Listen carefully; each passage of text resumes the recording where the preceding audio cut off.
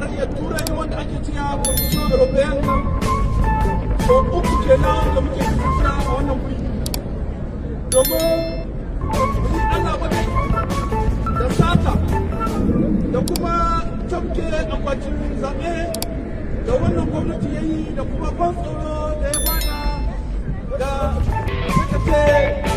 opposition domin wannan zaɓe da aka yi na zagaye na biyu. Amma wannan zagaye na biyu da aka yi shi cikin lahiya 'yan Nijar suka huto suka yi zaɓe yadda ya kamata.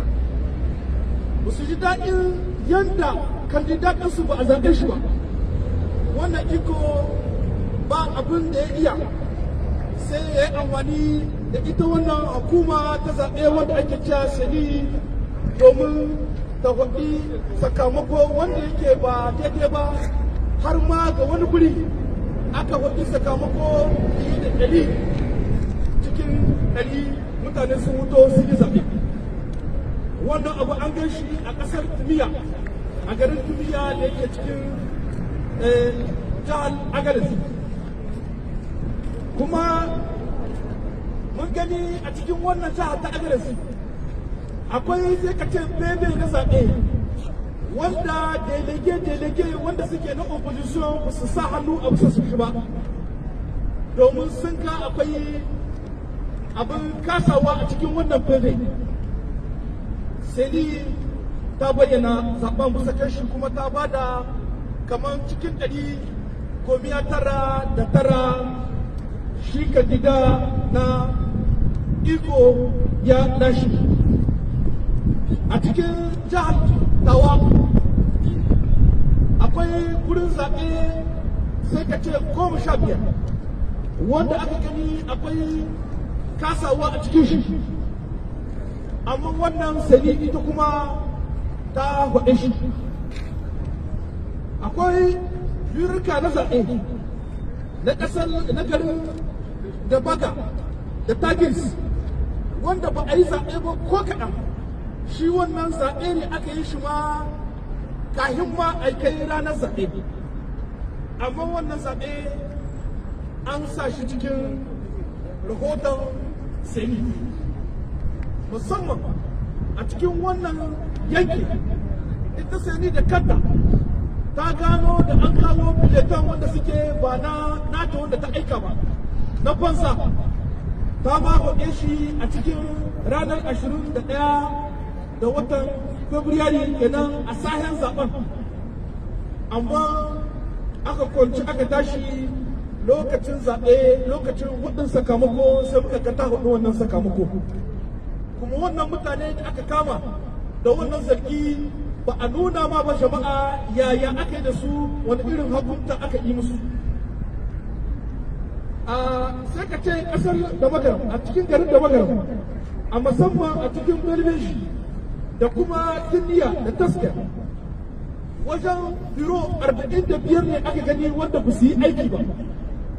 amma wannan biro an sa su cikin zaɓe. Kuma akwai cikin kamar masallin Tasker akwatin zaɓen ne gaba ɗaya aka cabda su,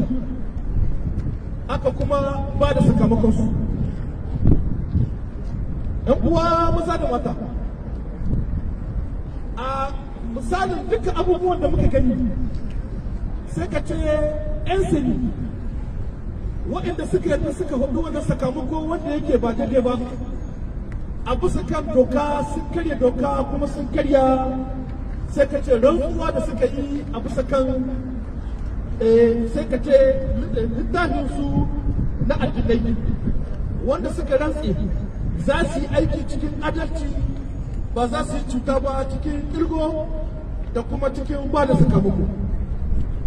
Allah ya kare. Bayan duka wannan abu ba su ji daɗi ba da dukkan wannan abu da shi shugaba Muhammad Usman ya lashe wannan zaɓe, sai kuma suka ci gaba da yin wasu ayyuka daban-daban na kamar kame 'yan adawa da kuma kame sai ka ce rihe internet. Internet kun sani hanya ce ta sadarwa wanda majalisar ɗinkin duniya ta ɗauke shi kamar hanya ce ta bunƙasa wanda ya kamata a kare, amma wannan iko ya katse wannan hanya kuma ya kama tsohon shugaban suka ce prime minister Hamma Amadu wanda shi ne ya kamawa adawa kuma ya kama ma Mamman Usman ya ci wannan zaɓe. An kama shi tare da tsohon general Burema, Muhammadu Burema, da kuma dukkan wasu shugabannin 'yan siyasa wanda aka kama su ba domin zargin sun musu zargin da wani abu. Shekara 10 kenan